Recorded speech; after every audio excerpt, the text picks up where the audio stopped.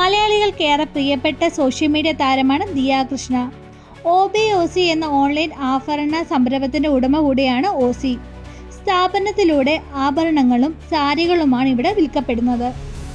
ആദ്യം ഓൺലൈനായി നടന്നിരുന്ന ഈ ബിസിനസ് അടുത്തിടെയാണ് തിരുവനന്തപുരം നഗരത്തിൽ ഷോറൂമിലേക്ക് മാറ്റിയത്.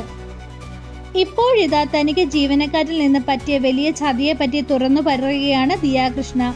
ഇൻസ്റ്റാഗ്രാം സ്റ്റോറിയിലൂടെയാണ് താരം വിവരം പങ്കുവച്ചത്. OBOC എന്ന തൻ്റെ ഓൺലൈൻ സ്റ്റോർ സ്ഥാപനത്തിൻ്റെ ജീവനക്കാർക്കെതിരെയാണ് ദിയ കൃഷ്ണ സാമ്പത്തിക തട്ടിപ്പ് ആരോപണം നടത്തിയിരിക്കുന്നത്. പേയ്മെൻ്റായി ബന്ധപ്പെട്ട് വലിയ തട്ടിപ്പ് നടന്നെന്നാണ് പരാതി. തൻ്റെ സ്ഥാപനത്തിൽ പ്രവർത്തിച്ചുകൊണ്ടിരുന്ന മുൻ ജീവനക്കാരിൽ നിന്നാണ് ഈ ദുരവസ്ഥ തനിക്ക് ലഭിച്ചത്. മുൻ ജീവനക്കാരായ വിനിത ജൂലിയസ്, ദിവ്യ ഫ്രാൻസിസ്, രേണു എന്നിവർ 1 വർഷത്തോളം തട്ടിപ്പ് നടത്തിയിരുന്നുവെന്നും ഇപ്പോഴാണ് താൻ അത് അറിയുന്നതെന്നും ദിയ കൃഷ്ണ പറയുന്നു.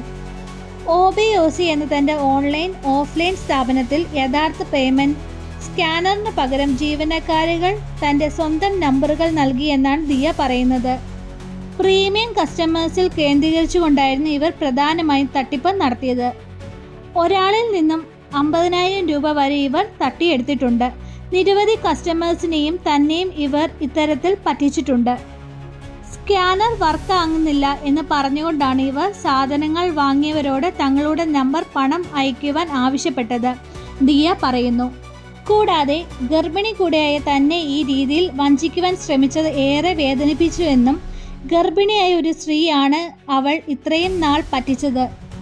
ഞാൻ ആശുപത്രിയിലായിരുന്ന സമയത്ത് പോലും അവർ ഈ തട്ടിപ്പ് തുടർന്നു, ദിയ പറഞ്ഞു.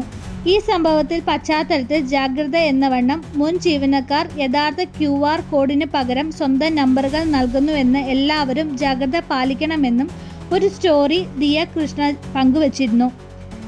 ഇതിന് പിന്നാലെ നിരവധി പേരാണ് പറ്റിക്കപ്പെട്ട വിവരം പറഞ്ഞ് രംഗത്തെത്തിയത്. ഇതിൻ്റെ സ്ക്രീൻഷോട്ടുകളും ദിയ പങ്കുവച്ചു.